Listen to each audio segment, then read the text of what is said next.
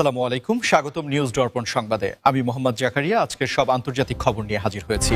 শুরুতেই জানিয়ে দিব সংবাদ শিরোনাম, তারপর বিস্তারিত। খামেনির দিকে হাত বাড়ালে সেই হাত কেটে ফেলা হবে, ইরান সেনাবাহিনী। সিরিয়ায় নতুন যুদ্ধের শঙ্কা, হামলা না থামলে নিষেধাজ্ঞার হুঁশিয়ারি যুক্তরাষ্ট্রের। নির্বাচন পেছানোর জন্যই কি ট্রাম্পের এই যুদ্ধ খেলা?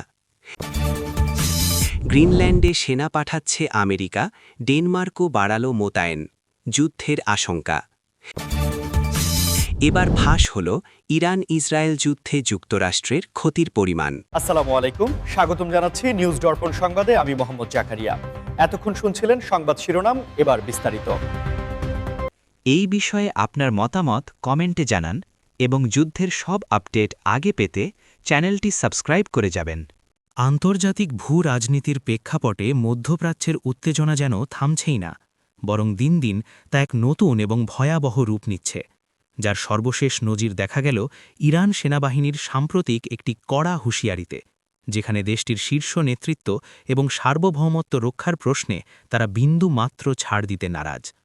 ইরানের সেনাবাহিনীর পক্ষ থেকে অত্যন্ত স্পষ্ট এবং কঠোর ভাষায় জানিয়ে দেওয়া হয়েছে যে দেশটির সর্বোচ্চ ধর্মীয় নেতা আয়াতুল্লাহ আলী খামেনির দিকে যদি কেউ ধৃষ্টতা দেখায় বা কোনো প্রকার হুমকির হাত বাড়ায়, তবে সেই হাত কেটে ফেলা হবে, যা মূলত একটি রূপক বা মেটাফর হিসেবে ব্যবহৃত হলেও এর সামরিক এবং রাজনৈতিক তাৎপর্য অত্যন্ত গভীর এবং সুদূর প্রসারী। এই বক্তব্যের মাধ্যমে ইরান মূলত তাদের শত্রুপক্ষকে, বিশেষ করে ইসরায়েল এবং যুক্তরাষ্ট্রকে, একটি পরিষ্কার বার্তা দিতে চেয়েছে যে তাদের সর্বোচ্চ নেতার নিরাপত্তা এবং সম্মান ইরানের রেড লাইন বা শেষ সীমানা, এবং এটি অতিক্রম করলে ইরান এমন কোনো পদক্ষেপ নিতে দ্বিধা করবে না যা পুরো অঞ্চলের নিরাপত্তা ব্যবস্থাকে তছনছ করে দিতে পারে। সামরিক বিশ্লেষকরা মনে করছেন ইরানের এই ধরনের আগ্রাসী বিবৃতি মূলত তাদের অভ্যন্তরীণ মনোবল চাঙা রাখা এবং বহির্বিশ্বকে তাদের সামরিক প্রস্তুতির জানান দেওয়ার একটি কৌশল। কারণ গত কয়েক মাসে মধ্যপ্রাচ্যে যেভাবে গুপ্ত হত্যা এবং টার্গেটেড অ্যাটাকের ঘটনা ঘটেছে, তাতে তেহরান তাদের সর্বোচ্চ পর্যায়ের নিরাপত্তা নিয়ে বেশ উদ্বিগ্ন।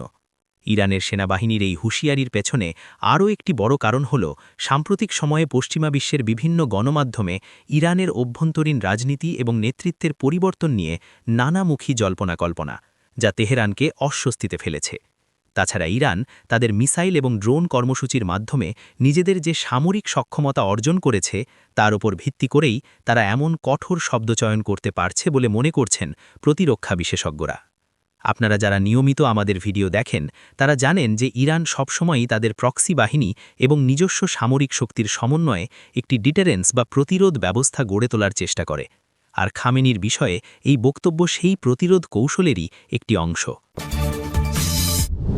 অন্যদিকে মধ্যপ্রাচ্যের আরেক সংঘাতপর্ণ দেশ সিরিয়াকে কেন্দ্র করে আবারও নতুন করে যুদ্ধের দামামা বাজার আশঙ্কা তৈরি হয়েছে, যেখানে যুক্তরাষ্ট্রের সরাসরি হুঁশিয়ারি এবং নিষেধাজ্ঞার হুমকি পরিস্থিতিকে আরও জটিল করে তুলেছে। দীর্ঘদিন ধরে চলা সিরিয়ার গৃহযুদ্ধ কিছুটা স্থিমিত মনে হলেও সাম্প্রতিক ভূরাজনৈতিক পরিবর্তনের ফলে সেখানে আবারও বিভিন্ন পক্ষের মধ্যে সংঘাতের আগুন জ্বলে ওঠার প্রবল সম্ভাবনা দেখা দিয়েছে। এবং এই প্রেক্ষাপটে মার্কিন পররাষ্ট্র দপ্তর সাফ জানিয়ে দিয়েছে যে হামলা এবং মানবাধিকার লঙ্ঘন না থামলে তারা কঠোর অর্থনৈতিক এবং কূটনৈতিক নিষেধাজ্ঞা আরোপ করতে বাধ্য হবে। সিরিয়ার বর্তমান পরিস্থিতি বিশ্লেষণ করলে দেখা যায় যে সেখানে বাশার আল আসাদ সরকার, বিদ্রোহী গোষ্ঠী, কুর্দি বাহিনী এবং বিভিন্ন বিদেশি শক্তির উপস্থিতি একটি জগাখিচুড়ি পরিস্থিতির সৃষ্টি করেছে, যেখানে যে কোনো এক পক্ষের সামান্য ভুল পদক্ষেপ বড় ধরনের বিপর্যয় ডেকে আনতে পারে। যুক্তরাষ্ট্র অভিযোগ করছে যে সিরিয়ার সরকারি বাহিনী এবং তাদের মিত্ররা সাধারণ নাগরিকদের ওপর হামলা চালাচ্ছে এবং যুদ্ধবিরতির শর্তগুলো লঙ্ঘন করছে, যা কোনোভাবেই মেনে নেওয়া হবে না। এই সতর্কবার্তার মাধ্যমে ওয়াশিংটন মূলত দামেস্কো এবং তাদের মিত্রদের, বিশেষ করে রাশিয়া ও ইরানকে একটি বার্তা দিতে চাইছে যে সিরিয়াতে তাদের একাধিপত্য বা আগ্রাসন যুক্তরাষ্ট্র বিনা চ্যালেঞ্জে মেনে নেবে না। তবে বিশ্লেষকরা প্রশ্ন তুলছেন, বছরের পর বছর ধরে চলা নিষেধাজ্ঞা কি আসলেই সিরিয়ার সাধারণ মানুষের ভাগ্য পরিবর্তন করতে পেরেছে, নাকি এটি শুধুমাত্র সেখানকার মানবিক সংকটকে আরও গভীর করেছে? কারণ অতীতে দেখা গেছে নিষেধাজ্ঞার ফলে শাসক গোষ্ঠীর চেয়ে সাধারণ জনগণই বেশি ভোগান্তির শিকার হয়। তাদের খাদ্য, ঔষধ এবং নিত্য প্রয়োজনীয় সামগ্রীর সংকট তীব্র আকার ধারণ করে। যুক্তরাষ্ট্রের এই নতুন হুঁশিয়ারি এমন এক সময়ে এলো যখন বিশ্বজুড়ে জ্বালানি তেলের বাজার অস্থিতিশীল এবং মধ্যপ্রাচ্যের স্থিতিশীলতা বজায় রাখা অত্যন্ত জরুরি। যদি সিরিয়ায় নতুন করে পুরোদমে যুদ্ধ শুরু হয়, তবে তার প্রভাব শুধুমাত্র সেই দেশের সীমানার মধ্যে আবদ্ধ থাকবে না, বরং তা তুরস্ক, লেবানন এবং জর্ডানের মতো প্রতিবেশী দেশগুলোতেও ছড়িয়ে পড়তে পারে এবং ইউরোপে আবারও শরণার্থী সংকটের ঢেউ লাগতে পারে।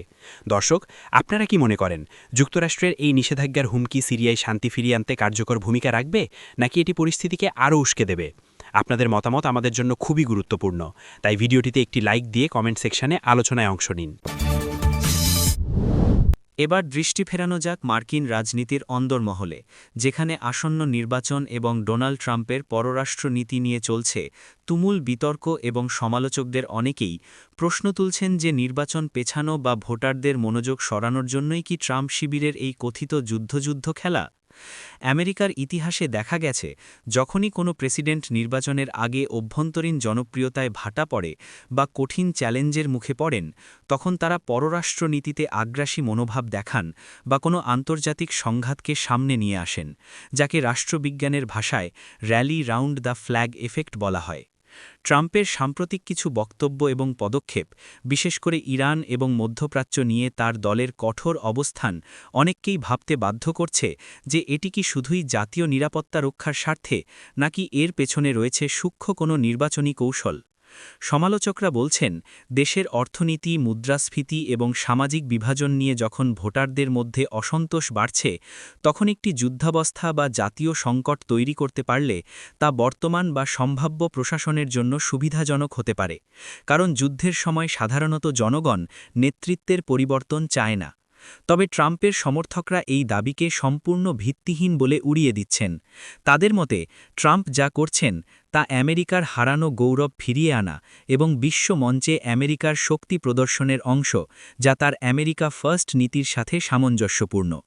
কিন্তু নিরপেক্ষ বিশ্লেষকরা বলছেন, নির্বাচনের ঠিক আগ মুহূর্তে বা নির্বাচনী প্রচারণার সময় এ ধরনের সামরিক উত্তেজনা তৈরির চেষ্টা গণতন্ত্রের জন্য খুব একটা স্বাস্থ্যকর নয়, কারণ এতে ভোটাররা প্রকৃত সমস্যাগুলো থেকে বিভ্রান্ত হতে পারেন।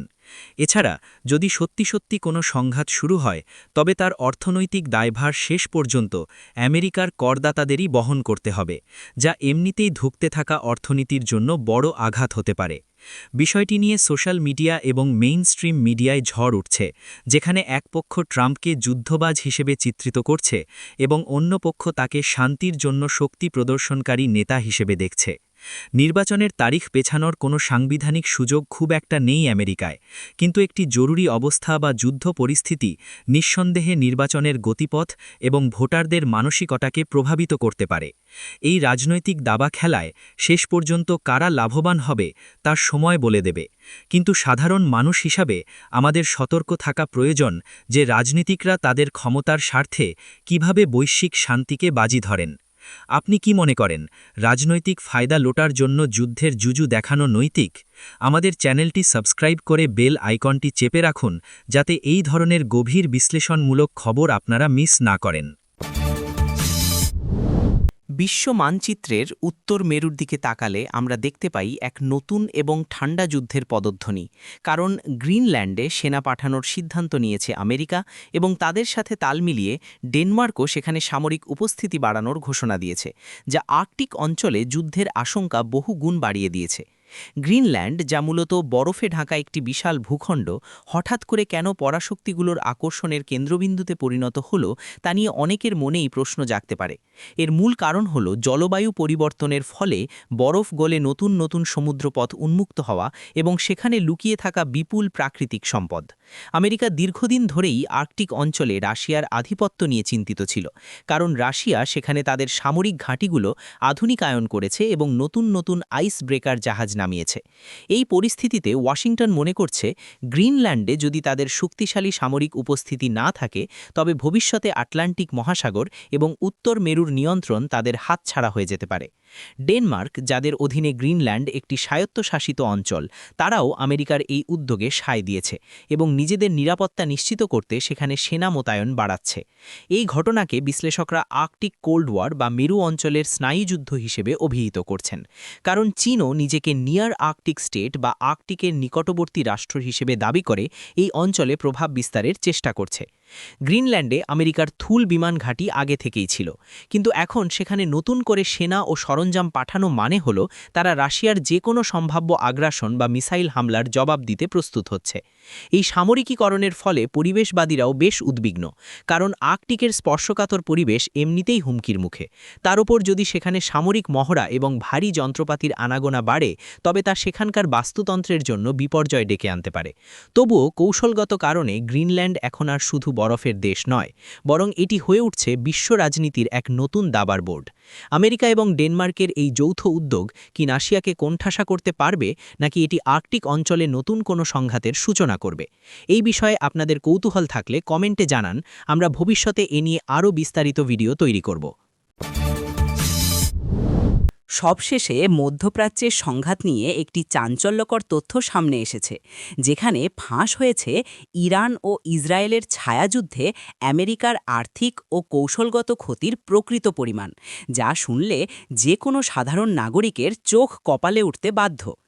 এতদিন ধারণা করা হতো যে আমেরিকা এই সংঘাতে শুধুমাত্র মিত্র হিসেবে সহায়তা দিচ্ছে এবং এতে তাদের খুব বেশি সরাসরি ক্ষতি হচ্ছে না, কিন্তু সাম্প্রতিক কিছু রিপোর্ট এবং লিক হওয়া নথি থেকে জানা যাচ্ছে যে লোহিত সাগরে জাহাজ পাহারা দেওয়া, ইসরায়েলকে আকাশ প্রতিরক্ষা ব্যবস্থায় সহায়তা করা এবং ওই অঞ্চলে বিশাল বিমানবাহী রণতরী মোতায়েন রাখতে গিয়ে আমেরিকার বিলিয়ন বিলিয়ন ডলার খরচ হয়ে গেছে।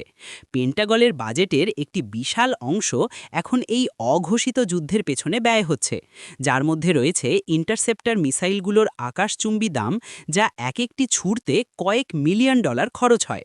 এছাড়া দীর্ঘ সময় ধরে সাগরে ভাসমান থাকার কারণে মার্কিন নৌবাহিনীর জাহাজগুলোর ওয়্যার অ্যান্ড টিয়ার বা রক্ষণাবেক্ষণ খরচও অবিশ্বাস্য হারে বেড়েছে। বিশ্লেষকরা বলছেন, এই বিপুল পরিমাণ অর্থ যদি আমেরিকার অভ্যন্তরীণ অবকাঠামো উন্নয়ন, শিক্ষা বা স্বাস্থ্য খাতে ব্যয় করা হতো, তবে তা দেশের অর্থনীতির জন্য অনেক বেশি সুফল বয়ে আনত। শুধু আর্থিক ক্ষতিই নয়, কৌশলগত দিক থেকেও আমেরিকা কিছুটা পিছিয়ে পড়ছে বলে মনে করা হচ্ছে, কারণ মধ্যপ্রাচ্যে অতিরিক্ত মনোযোগ দিতে গিয়ে তারা এশিয়া প্যাসিফিক অঞ্চল বা চীনকে মোকাবিলার প্রস্তুতি থেকে কিছুটা হলেও বিচ্যুত হচ্ছে। ইরান সমর্থিত বিভিন্ন গোষ্ঠী যেভাবে সস্তা ড্রোন ব্যবহার করে আমেরিকার দামি দামি মিসাইল খরচ করাচ্ছে, একে সমরবিদরা কস্ট ইম্পোজিশন স্ট্র্যাটেজি বা খরচ চাপিয়ে দেওয়ার কৌশল বলছেন, যেখানে আমেরিকার ক্ষতি করার জন্য খুব বেশি দামি অস্ত্র ব্যবহার করতে হয় না। এই তথ্য ফাঁস হওয়ার পর আমেরিকার করদাতাদের মধ্যেও ক্ষোভের সৃষ্টি হয়েছে। তারা প্রশ্ন তুলছেন যে বিদেশের মাটিতে অন্যের যুদ্ধ লড়তে গিয়ে কেন তাদের কষ্টার্জিত অর্থ এভাবে পোড়ানো হচ্ছে। এই ক্ষতির পরিমাণ ভবিষ্যতে আমেরিকার পররাষ্ট্র নীতিতে কোনো পরিবর্তন আনবে কিনা, সেটাই এখন দেখার বিষয়।